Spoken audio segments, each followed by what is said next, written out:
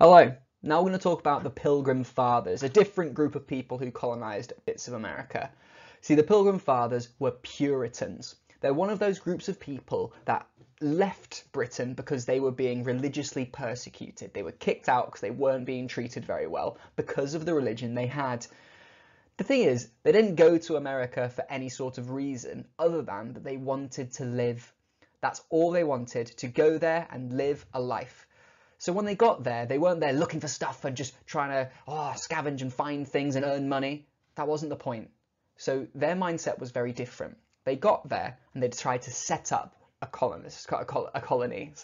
They tried to set up an actual place where people could live. And that mindset actually resulted in a very different situation than Jamestown. So they got there and people were able to figure out what they were doing. They set up a town. They called it New Plymouth, named after Plymouth in Devon. And not going to kid you, the Pilgrim Fathers are regarded as the first Americans. So the thing is, when they got there, they got right to it. They didn't struggle and need help from the indigenous Americans, really. They actually started working on trying to produce their own way of life, and their own way of life was basically using cod. Cod fishing out on the Atlantic Ocean was quite in a big surplus for the Pilgrim Fathers, and they were able to earn loads of money from trading cod.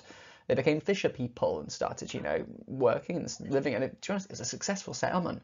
They even created a democratic constitution. They came up with a set of laws that have kind of trickled down to what the USA is today. There is a big rock called Plymouth Rock in Massachusetts where this is, and it's literally, people go and visit it because it's like the beginning of America. But nonetheless, there were some successful colonists in the USA at this time. But the thing is, with successful colonies, we need to be aware of the experience of indigenous Americans. Because the thing is, I've mentioned before, like, oh, no one technically owned this land. That's only according to the British. That's only according to the people that turned up.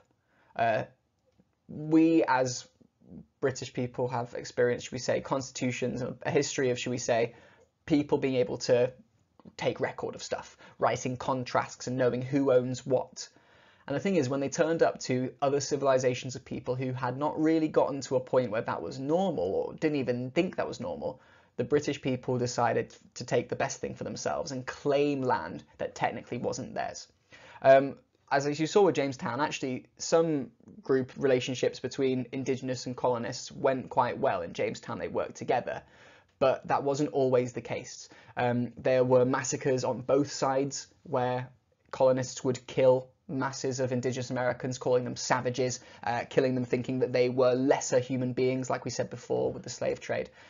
But as well as that, indigenous Americans felt like their land was being attacked. Their religion essentially was being attacked. Like, they believed that spirits worked the land, and if you were destroying the land, you were destroying the spirits. And they watched these indigenous Americans cut down trees and dig mines. They thought that they were hurting them. So indigenous Americans did kill some colonists. There's a famous one called Roanoke where they killed a number of colonists. And it's never a good thing. This is bad. This is just a problem with humans expanding into each other. And the thing is, the colonists win quite substantially here. The colonists massacred the indigenous Americans. The colonists had access to guns and weaponry that the indigenous Americans had no access to, bows and arrows essentially versus guns. You know who's going to win. And the indigenous Americans' population was decimated, destroyed. If I can give you some facts here, there were approximately 500,000 indigenous Americans in the British territories in the 1500s.